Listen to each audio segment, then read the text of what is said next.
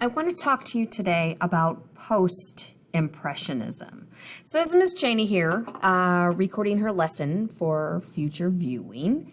At the top here, I have some images that are done in the Impressionist style. And if you watched my video before, it was about quick brush strokes. It was about capturing a glimpse. It was about texture, about capturing light, and the fuzzy blurriness of it. So these top two, this is Impression Sunrise, and this is a dance party. And in both pieces, I see a lot of brush strokes.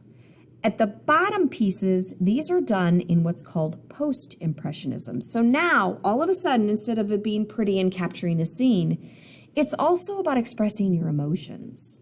So here is a landscape or seascape per se on the left in Impressionism, and here is one in post-impressionism, and it's Starry Night by Van Gogh. So you notice more swirls and more excitement and bolder color.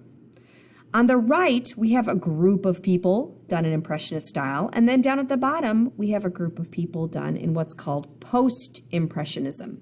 And in this technique, it's more about capturing a new kind of painting technique called pointillism, and the great expressions that you have going on in this piece, and the feelings and emotions that come out in this one. Okay? Post-impressionism combines the color and light theory of Impressionism with design and composition of traditional painting. They also like to add their own twist of emotion in it. Post-impressionism produces a variety of unique styles. Current events included Henry Ford building the first car, and radium was discovered. Kind of cool. Post-impressionists we're going to talk about are Toulouse-Lautrec, Vincent van Gogh, Paul Gauguin, Georges Seurat, Paul Cézanne, Camille Pissarro, and Henri Rousseau. Toulouse-Lautrec is the first one.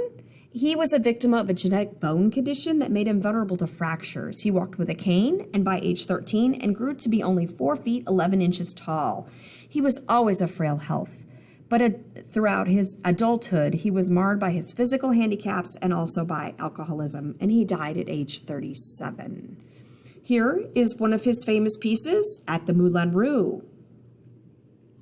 He is famous for creating dance hall scenes, a lot of Moulin Rouge pieces, a lot of quick marks with chalks, pastels, pencils, and paint. Very textured like Van Gogh. In fact, he met Van Gogh. The two of them became buddies for a while. Here's one called At the Moulin Rouge. When I look at this, I kind of see the glow. Here, reminds me of the whole radium concept. He created posters and lithographs. His subject was, of course, the dance halls of Paris. There's another poster, and another one, another one. Famous person to talk about, Vincent van Gogh. He could have a story all in himself. He was a young child who was very, very sad throughout his life. He grew up with many, many children, many siblings, but one brother in particular, Theo, took care of him. Okay, he had 2 brothers, Theo and Cor, and 3 sisters, Elizabeth, Anna, and Wilhelmina. He was a very serious, silent, thoughtful child. He went through many different careers in his lifetime, everything from going to art school to being a bookstore owner to be a preacher, all different things. He even tried to sell arts, but he just wasn't very successful at anything. He lived with his parents. It was very, very sad. These are some of his original sketches, and you can tell they're kind of depressing. The whole preacher thing and being able to be a missionary and helping the poor came out in his pieces. They were very dark and gloomy and depressing to look at.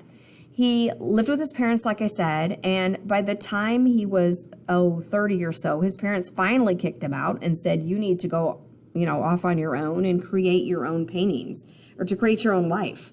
And so he moved out and bought a little yellow house and moved in with a guy named Gauguin. And the two of them together became roommates, and he continued to paint.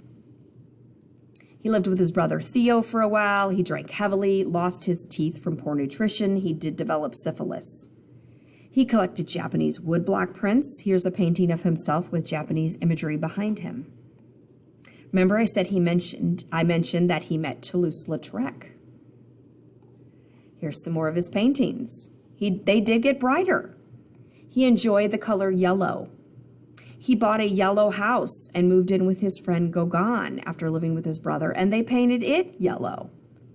He's known for doing lots of self-portraits. And, of course, landscape scenes with his famous brushstrokes that you can see. He created a painting called Starry Night and one called Sunflowers. Remember I mentioned his roommate Gauguin? Paul Gauguin was famous too. He was a roommate of Van Gogh and created paintings of women of Tahiti. Here's a Van Gogh painting he did of his bedroom. This is by Van Gogh, not Gauguin. Here's a night cafe scene. Okay, there's a rumor. In 1889, at age 36, Vincent cut off a portion of his ear and mailed it to a brothel that he and Gauguin both visited often. Vincent was found unconscious from bleeding the next day and was taken to a hospital. The local paper reported that Van Gogh had given the ear to a prostitute with instruction to guard it very carefully. There are many paintings of Van Gogh with his ear bandaged. Later on, he did not remember the events, and it was certain he had suffered from a psychosis. Van Gogh was committed to an asylum, and his roommate kind of left town with never seeing Vincent again. Vincent soon recovered and returned to the Yellow House. He continued to suffer from hallucinations, thinking he was being poisoned, but he still painted. Here is his doctor, Dr. Getchett, psychiatrist, that he did a painting of. 2 months later, he returned to the asylum. More hallucinations. At age 37, Vincent shot himself in the chest. The bullet was deflected by a rib bone and passed through his chest without doing damage to his internal organs. Doctors could not operate without killing him, so they took him to his room, let him smoke his pipe, and die in peace. What is interesting now is it has come to light that Vincent maybe didn't really even shoot himself, that it could have been an accident by two boys in the streets. This is kind of interesting. Vincent van Gogh on the left, and you can see when he died. His brother Theo died a year later, his brother that took care of him quite a bit. He also wrote to his sister Wilhelmina often. After her brothers died, she became art dealer and later ended up in a psychiatric hospital where she sat and would not speak for 40 years before she died at age 61. We talked about Gauguin, Van Gogh's roommate, and how he painted women of Tahiti. Very famous for that. George Seurat painted with dots. Seurat dot. I think it's pronounced Seurat. Okay, painted with tiny, tiny dots. He used that optical mixing technique and created many scenes. Here's the bathers.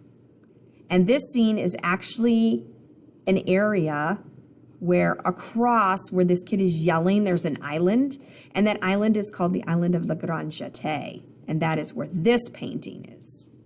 Kind of interesting. Different versions, of course. It's famous. It was in the movie Ferris Bueller's Day Off. You might have seen it there. Here's a trombonist, again done with tiny little dots. Can you imagine? These paintings are huge, like as big as my wall in my classroom, where the tiny little dots were put on the canvas, dot by dot by dot. Paul Cézanne, he painted card players, still life, and very famous for painting mountains. Camille Pissarro, a favorite artist of mine, painted beautiful gardens, street scenes, women. This piece in particular is at the Nelson. I could stare at it for hours. I think it's gorgeous how you can see the reflections. This doesn't do it any justice. This woman's reflection is in this gazing ball. It's absolutely beautiful. Henry Rousseau, I'd like to make fun of a little bit, but he is famous for creating these jungle scenes. And he's considered an impressionist, but he would make up his compositions. He's from the city. He'd never been to a jungle, but these plants are make-believe. They don't even really exist. Sleeping Gypsy, more jungle scenes.